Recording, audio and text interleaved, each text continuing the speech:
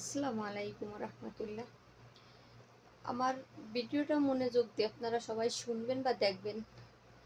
তো একটা লোক রাস্তা দিয়ে হাঁটে যাচ্ছে, রাস্তার সাইডে দেখছে একটা গাছে একটা ফল, অনেকগুলো ফল, তার ভিতরে একটা ফল পছন্দ হয়েছে। ওই এই চোখ না, এই চোখটা শুধু ওই ফলটা দেখা দিছে, এই চোখটা কিন্তু আগে দেখা দিছে। আর মন বলতেছে কি ওই ফলটা খালি মনে হয় শান্তি পেতাম, ফলটা সের। এই পা হাইটে হাইটে ফল গাছের দিকে গেছে, আর এই বাঁ হাত টাইনে ধরেছে, ডাইন হাত সে ফলটা ছিঁড়িছে আর গাল দিয়ে চিবাই চিবাই খাইছে। ওই খাওয়ার শেষের দিকে অল্প একটু আছে বাকি, আর মালিকই দেখে ফেলাইছে। মালিকই আইসে পিছন দিয়ে ফিটির উপরে ধামাধাম করে বাড়ছে।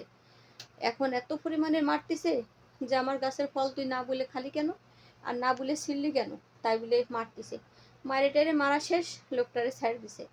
এখন পিঠ ডাইকে বলতেছে, এখন ওই পিটির যে এত ব্যথা, পিটির মারের ব্যথার যন্ত্রণায় চোখে কি করছে, চোখে পানি ছেড়ে দিছে।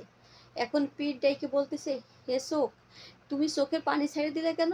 কই তোমার যে ব্যথার যন্ত্রণা আমি সহ্য করতে না পারে আমার চোখের পানি আমি ছেড়ে দিছি। তা বলতেছে কি দেখো, পিঠ বলতেছে যে দেখো, অন্যায় করছো তুমি, তোমার এই চোখ দিয়ে সর্বপ্রথম দেখাইছো। অন্যায় যদি করে থাকে, করছে মন, এই মন ওই ফলটা খাতে চাইছে।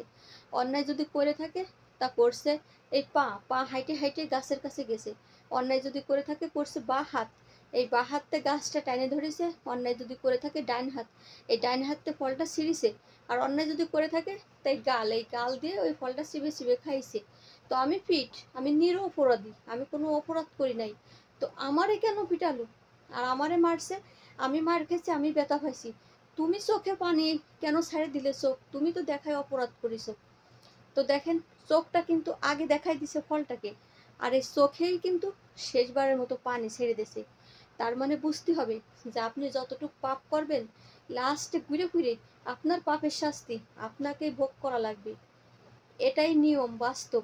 এটা একটা মাত্র রূপকথার গল্প আমি বললাম, যে আমরা যে পাপ করি না কেন, যে ধরনের পাপ করি না কেন, সেই পাপের শাস্তি শেষের দিকে আমারই বহন করা লাগবে, আমারই গ্রহণ করা লাগবে। সেই পাপের শাস্তি আমারই পেতে হবে। এটাই নিয়ম আর এটাই বাস্তব। তাই আপনারা পাপ করার আগে, গুনাহ করার আগে একবার অন্তত চিন্তা করবেন যে এই পাপটা করতেছি, এই গুনাহটা করতেছি, এটা আমার হচ্ছে অন্যায়। তো আমি অন্যায় থেকে সরে আসি, আল্লাহর কাছে তওবা করি, খাস করে ভালো কিছু করি, ভালোর পথে থাকি, ভালোর সাথে থাকি। সবাই ভালো থাকবেন, সুস্থ থাকবেন। আল্লাহ হাফেজ, বাই বাই।